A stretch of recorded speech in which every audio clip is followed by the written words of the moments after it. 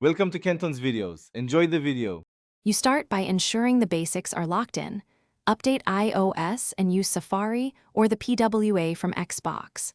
Com/play so you get WebRTC updates.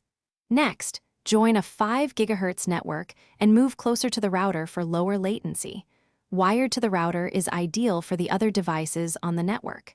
Pair your Xbox controller via Bluetooth now, then add the site to home screen. This reduces overhead and improves responsiveness as you begin streaming. Once connected, optimize network priority so packets for Xbox cloud gaming get precedence.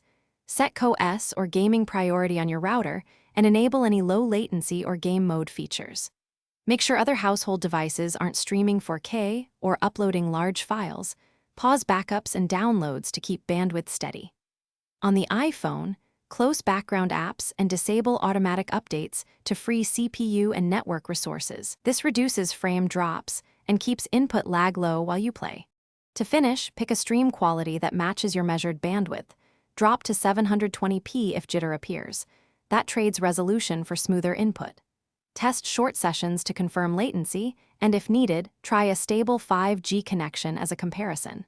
If you still see stutter or disconnects, restart the router, reconnect the controller, and remove then re-add the Xbox.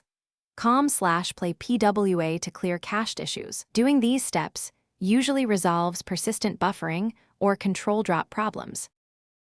Thanks for watching. Consider subscribing if we helped you.